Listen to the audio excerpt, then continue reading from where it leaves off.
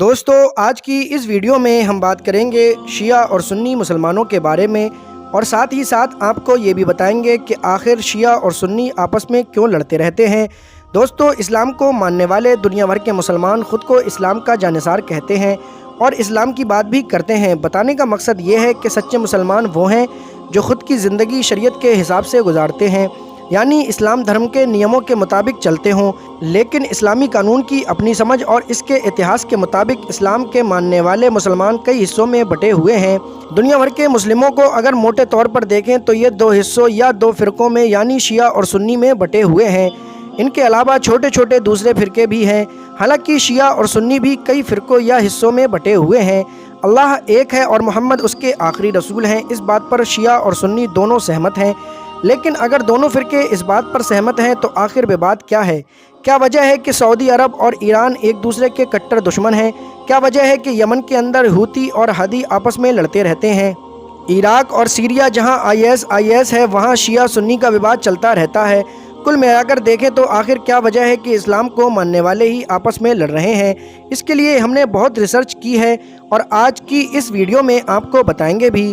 اس سے پہلے آپ سے چھوٹی سی ریکویسٹ ہے کہ اگر آپ ہمارے چینل ورلڈ ہسٹری پلس پر نئے ہوں تو چینل کو سبسکرائب کر لیں اور بیل آئیکن والے بٹن کو بھی پریس ضرور کر لیں۔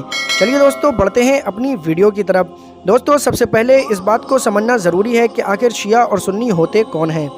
نمبر 1 سنی، یعنی سنت پر عمل کرنے والے۔ سنت کا مطلب اس طور طریقے کو اپنانا ہے جس پر پیغمبر محمد صاحب نے 570 سے 632 عیسوی تک خود عمل کیا ہو، اور اسی حساب سے وہ سنی کہلاتے ہیں۔ دنیا کے لگ بھگ 80 سے 85% مسلمان سنی ہیں، جبکہ 15 سے 20% کے بیچ ہی شیعہ اور دوسرے فرقے ہیں۔ نمبر 2 شیعہ۔ دوستو سیاحوں کی دھارمک آستھا اور اسلامک قانون سنیوں سے کافی الگ ہے۔ وہ پیغمبر محمد صاحب کے بعد خلیفہ نہیں بلکہ امام نیوکت یعنی چنے جانے کا سمرتھن کرتے ہیں۔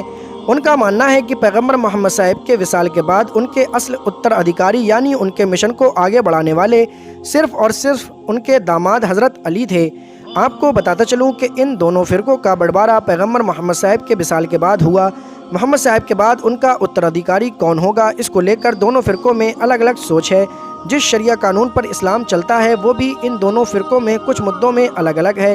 پیغمبر محمد صاحب کا جنم یعنی ان کی پیدائش 570 عیسوی کے آس پاس مانی جاتی ہے، اور آپ کا وصال 632 عیسوی کے آس پاس مانا جاتا ہے۔ آپ نے اپنے نبی ہونے کا اعلان 40 سال کی عمر میں کیا تھا۔ چلیے دوستو اب آپ کو بتاتے ہیں کہ آخر دو حصوں میں کیوں بٹ گئے مسلمان۔ دوستو حضور کے ظاہری دور میں شیعہ تو تھے ہی نہیں، اور اس وقت تک شیعہ اور سنی نام کا شبد ہی نہیں تھا، یعنی ابھی تک مسلمان حصوں میں نہیں بٹے تھے۔ پیغمبر محمد صاحب اپنے شہر پہنچے اور کچھ ہی سال کے بعد آپ کا وصال ہو گیا۔ محمد صاحب کے وصال کے بعد محمد صاحب کی گدی پر ان کا کون وارث بیٹھے گا، اسی کو لے کر دونوں ہی سمودائے الگ تھلگ پڑ گئے۔ ایک پکش کا ماننا تھا کہ حضرت محمد صاحب نے اپنا پہلا خلیفہ حضرت ابو بکر صدیق کو بنایا ہے، اسی لیے ان کو ہی پیغمبر محمد صاحب کی خلافت سنبھالنی چاہیے، اور انہوں نے سنبھالی بھی۔ لیکن دوسرے پکش کی جو کہانی ہے یہ اس وقت کی نہیں ہے بلکہ بہت بعد کی ہے۔ دوسرے پکش کا ماننا تھا کہ پیغمبر محمد صاحب کے غدیر کے میدان میں جو اعلان کیا تھا وہ وارث کو لے کر ہی تھا، اور حضرت علی ان کے پہلے خلیفہ یا وارث ہیں۔ لیکن سنیوں کے مطابق حضرت علی اسلام کے چوتھے خلیفہ ہیں۔ لیکن پھر ایک فرقے نے پیغمبر محمد صاحب کے سسر حضرت ابو بکر صدیق کو اپنا پہلا نیتا مانا، اور دوسرا حضرت عمر کو، اور تیسرا حضرت عثمان غنی کو، اور چوتھا حضرت علی کو اپنا خلیفہ مانا، جبکہ دوسرے فرقے نے بہت بعد میں پیغمبر محمد صاحب کے داماد حضرت علی کو اپنا نیتا مانا۔ پیغمبر محمد صاحب کے عمل اور کردار یعنی سنت میں وشواس رکھنے والے سنی کہلائے۔ حضرت علی کو پیغمبر محمد کا وارث اور امام ماننے والے شیعان علی یعنی شیعہ کہلائے۔